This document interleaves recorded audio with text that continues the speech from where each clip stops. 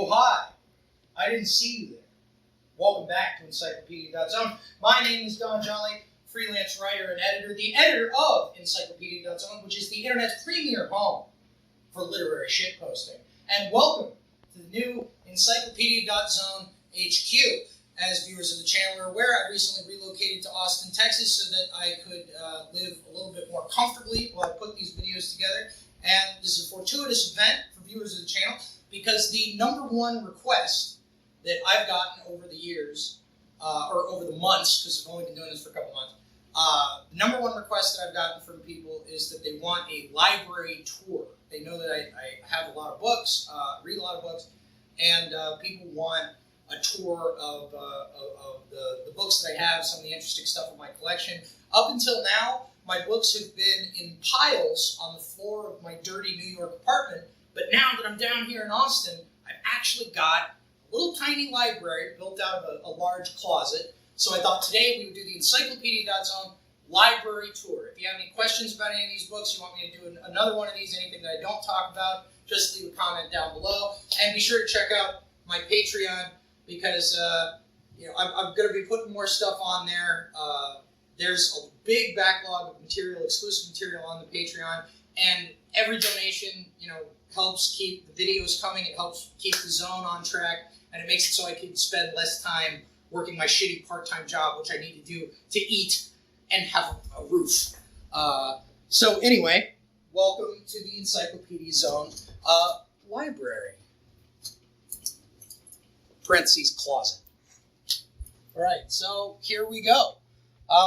The number one thing, and the thing that I'm most excited about, is I got my collection of RPG books. I've got every AD&D manual, including the edition of Deities and Demigods, the unexpurgated edition. See, he's got a Dragons Are Real bumper sticker there. I got this used from Half Price Books back in the day. And when I moved out of Austin, I put all my RPG books in storage. They traveled around a bunch of different, RPG gamer households. And to my surprise and delight, and because of the honor of the men who kept it together, I did not lose a single element of my collection. This Deities and Demigods is the source book for D&D, which has all the different mythologies statted out, which is a very D&D thing to give you, I can tell you how many hit points Ra, the sun god from Egyptian mythology, has. 400 hit points. Very useful information.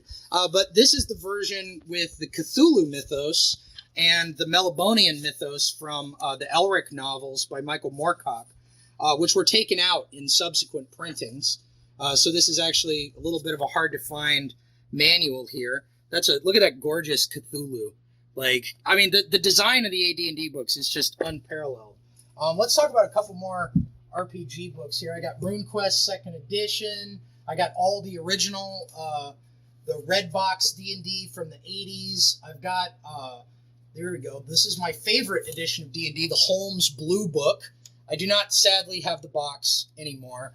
But this is 60 pages, everything you need to play. And it's probably the clearest and most concise the D&D rules have ever been or probably ever will be. Here's some other interesting D&D stuff, and then I promise I'll talk about actual books. These are the little white books, little brown box D&D, original edition D&D, with, you want to talk about getting jacked with copyright. This is actually from before the Tolkien estate told them that they could not use the term int and hobbit. So this still has hobbits, this still has ints, this still has the original D&D art, which is mostly traced out of old Marvel comics. Here we go. Beautiful Witch, Amazon. You're going to get a level of sexiness in these books that modern Hasbro doesn't think you're ready for. They don't think you're ready for it. So you want to play true anti-corporate role-playing games? Little brown books, dude. Check them out. Fucking meticulously mimeographed in a Wisconsin basement. Lake Geneva. This was in Wisconsin. Let's talk about some other stuff here. I'm just going to pull stuff off at random. This Spock's World, I'm going to do a video about this Diane Duane Star Trek book from the late 80s. Mostly notable If you're a Star Trek fan, it gets into the Vulcan philosophy and the history of the planet Vulcan. Very interesting. But if you're watching this video and you're interested in internet shit, this is also the book where Captain Kirk posts on the Enterprise's BBS and deals with racist anti-Vulcan trolls. Oh no. So yeah, it's a big problem. It's a big problem. You'll see how Captain Kirk deals with it. You want to see a scene where Dr. McCoy sits down with Captain Kirk and they drink a drink like they do in the show? And he's like, Jim, people are always going to vent their racist opinions on message boards. It's been happening for hundreds of years. It's like, yeah, that's Spock's world. Diane Duane. Let's see, what else we got here? I've got the Arkham House editions of Lovecraft. This is the Horror in the Museum. This is Lovecraft's Revisions. I actually just read one of these recently because in October I usually read a little Lovecraft. I read The Night Ocean, which is a collaboration between Lovecraft and R.H. Barlow.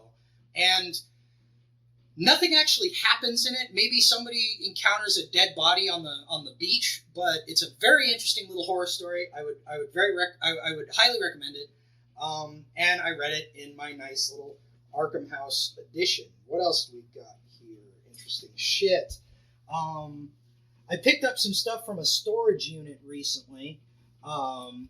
And so I've got some interesting shit there. I've got a first edition of David Kushner's Masters of Doom, which is about the production of the first Doom and Quake. It's about the relationship between John Romero and John Carmack. Not a big fan of sort of magazine journalism writing on video games, with the exception of Masters of Doom, which I think is one of the great titles in that rather shabby genre. And I'd really highly recommend it. Oh, here we go. I wanted to talk about this. Or actually, I'm going to talk about both of these. So this is a small press, I think self-published book called The Secret History of Star Wars by Michael Kaminsky. He's got an excellent website, by the way, also called The Secret History of Star Wars, that contains other essays and stuff. Basically, what Kaminsky did is he went through the entire archive of what George Lucas has said to the press, like every publicly available document, and actually pieced together what the real history of the Star Wars movies and Lucasfilm and LucasArts and all of these various things attached to George Lucas, what the real story behind it is. Because the story that is more publicly available is highly colored by George Lucas's PR and marketing machine. And it tends to change every couple of years. So if you want to actually talk about Star Wars in an analytical way, if you like my prequel video, The Secret History of Star Wars by Michael Kaminsky is essential reading. I think you can still get it on Amazon, by the way. And I know that, Kaminsky might not like me to tell you this, but you could get the PDF, dude. It's like Star Wars books are insanely easy to pirate. People are very interested in them. And this is the Science Fiction Century. This is actually my copy from when I was a kid, edited by David G. Hartwell. And this is a collection of science fiction stories spanning the whole course of the 20th century. And there's a lot of science fiction collections, like people who want to get into science fiction. Even if you've been in science fiction for years, this is a great selection. From H.G. Wells to William Gibson. It's got some Edgar Pangborn, Music Master of Babylon, still one of my favorite short stories. I first read it in the 5th grade in this very book. We got C.S. Lewis, Jack London, Rudyard Kipling, Harlan Ellison. I mean, it's just a fantastically edited, fantastically compiled volume of science fiction. And it's extremely cheap on Amazon. You can get like a hardback edition of this. It was like mass produced in the late 90s. I think a lot of kids got it for Christmas. And, it's extremely cheap. So, you want to read forever because this is a massive, massive collection. It even has a novella. It has an H.G. Wells novella in it, The Shape of Things to Come, if you're interested. It's insanely cheap. Definitely worth it. The Science Fiction Century. All right, let's find some more interesting shit here. Okay, let's go down here.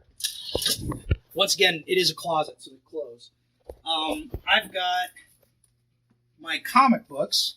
I heard from Diversity in Comics that the best way to deal with a large comic book collection is to pare it down to one long box of everything that you just absolutely need. And I have pared my collection down to one long box. It's not quite everything that I absolutely need. I'm still short a a couple issues of The Shadow Strikes, for instance, and I've got some like really gnarly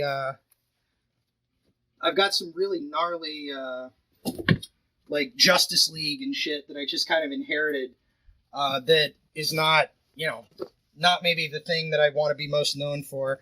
Let's go through some of these. We got some Astro Cities, Kurt Busiek. Great writer. I know he's having some health problems. And he's probably an asshole on Twitter. I'm not sure. This is the Godzilla King of the Monsters run from Dark Horse Comics in the 90s. Got Art Adams covers on these. The Cosmic Book, Great Tales of Gods and Kings and Space and Things. Very interesting old collection there. This is my absolute favorite. I've got a complete collection of this.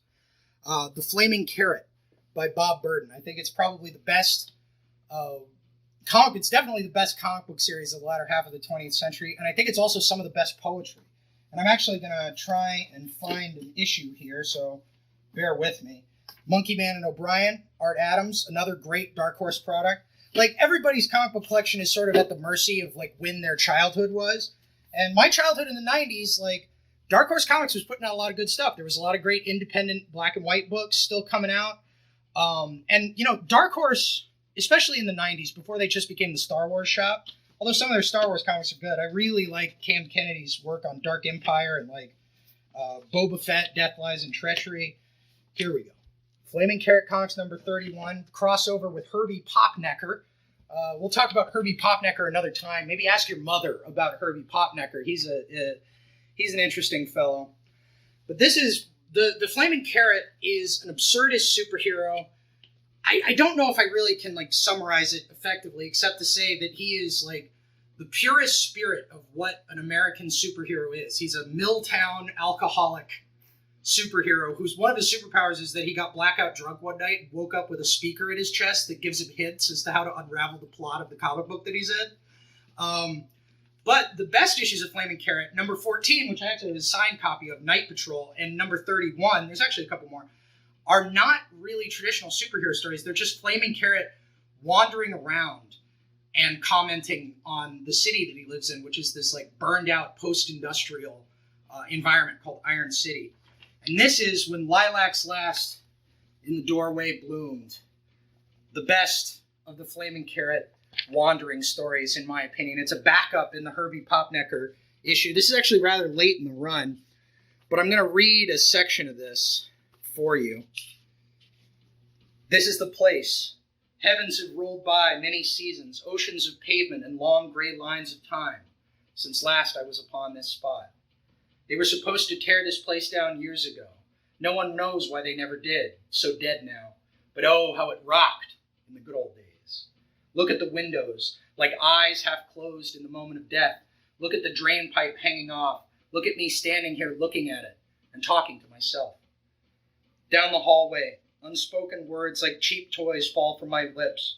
Footprints echo from the past. Skies stare out from my sagging eyes, the nighttime bloodstains on my fingertips. I am here now, Mother, wandering in and out of myself. Up the stairs, abandoned messages scratched on the walls, echoes of laughter, blaring 8-tracks, giggling girls, conversations until dawn, the smell of people who have been drinking. Dry dust, dead flies, and shadows of light. My mind makes invisible phone calls to parties who no longer answer. Around the corner and into the room, in here, these are the bones of the past. The half-dragged box spring, jumbled coat hanger tangle on the closet floor, faded printed matter, seatless broken chair, strewn fragments of once-was things. The building moans, jealous windows watch me now. This was a friend's room. Life becomes slow motion, and the laughter sounds like angels. Shadows move before I can look at them, and reaching out of the dark behind my back, barely touching, ghosts of moments gone and done. Memories, barely just alive, like tingled vertebrae scamper through the rattled junk. Better than all the things I'll ever do in my life, the memories of times no longer good or bad anymore, but pure, to all things true. I am alone, one man against the melancholy, and I cannot defeat you, melancholy. I who have fought gangs and armies and titans, slain monstrous creatures and survived horrendous onslaughts. I am alone, for only alone will I know truth, and truth shall know me. I won't go back there again. Not for the rest of my life. Maybe someone will cry for my life, but I won't. Cry, baby, cry. Cry for all there is. Bawl your eyes out, kiddo. And that's Flaming Carrot, basically. I also got a bunch of issues of Knights of the Dinner Table, which is a gaming comic. It's about a group of friends in Muncie, Indiana, who play role-playing games. It's been publishing continuously since it appeared as a backup feature in Shaddis magazine, which was a little gaming magazine in the early 90s. And it's still going. It is a long-form soap opera about role-playing gamers that has been using this same art with different dialogue the entire time. Jolly R. Blackburn, the rest of the guys at Kenzer and Company, they're some of my favorite independent comics people. And I have, of course, been published at Knights of the Dinner Table magazine. They published one of my Trap descriptions back in the day. So definitely check them out. It's still on the racks now, so Knights of the Dinner Table. We're just going to do a couple more things. Obviously, this is a very involved thing. We got my paperbacks over here. I sort of have shelves to designate the sizes of the books, and everything's sort of double stacked because I have a lot of shit. Oh, look at this. What's this? Oh, it's Non Biori, Volume 1. Looks like a bunch of sweet, pure adventures about Japanese grade schoolers giving each other head pats and loving rabbits. Very cool. Very based. We got, this is the copy of the Book of Mormon that Clive Bundy gave me. He also gave me a Constitution. He also gave me a dangerous insight into the nature of American political reality that made me radioactive to the legitimate magazine industry for many years. So, thanks, Cliven. Speaking of being radioactive to the magazine industry, we've got Jim Goad's Answer Me magazine. This is the first 3 issues, excluding the 4th, which I believe was called the Rape issue. So, I don't have that one. Sorry, Jim. I also do not have a copy of your book, Shit Magnet, because it sucks. But I do have a lot of respect for Jim Goad. I like Answer Me quite a bit. What else we got here? Complete collection of Punch. Here we go. Black Man of the Nile and His Family. This is the original Black Israelite religious text. I got this from Doug Skinner. Fascinating friggin' book. With, here we go. White Judaism is practiced in Israel, Europe. The Americans is anti-African black, like white Zionism. So true. So true. Sorry, I mean, look, I have a collection of all kinds of fucking thoughts and ideas here. I am a collector of, weirdo books. And it's one of the best things you can be, because information truly is power and interest and creativity. The more of it you can grab, the more of it you can grab, the better off you are. And one of the worst things that people can think these days is that, I remember when I was in college and I started doing my religious studies degree, I had a copy of the Bible. Here's my King James Bible out on the table, and I had a friend over, and he was scared of it. He was like, are you turning into some kind of Jesus freak? Are you turning into some kind of God guy? Like, he was really, put out. And one of the worst positions that people can have these days is that any source of information, like a book or a website or whatever, is going to poison you and make you into some kind of, bad person, or unapproachable person, like that somehow information is infectious. Now, I do think that there are certain types of information that can be, like if you don't read them with the proper critical lens, it can be very bad to give your worldview over to, it can be very bad to give your worldview over to people that are very interested in authoring it. I think this is especially true about political discourse. There are a lot of people who want to tell you what to think from beginning to end. They want to be your only source of information. The trick is to have multiple extremely weird sources of information and to be able to engage with them critically, which is to say, you don't buy 100% what anybody is saying. You don't buy 100% what anybody is saying. You just absorb information, put it into its proper context, and in this way we build our understanding of the world. Very basic shit, but it seems like it's worth repeating these days. So what else do we got here? David Collat's Critical History and Filmography of the Toho Godzilla series, one of the best film studies books, and one of the best reference books about the Godzilla series, which hopefully I'm going to be doing more video stuff on in the future. We got Fear and Loathing in Campaign Trail 72, Totem and Taboo. We got some, Freud here, Faulkner, Frederick Pohl. I could go into this thing forever, but we're maybe going to save that for future videos. I hope that you've enjoyed this little library tour, and go to encyclopedia.zone for more information that's going to expand your worldview. Thank you very much. I'm Don Jolly.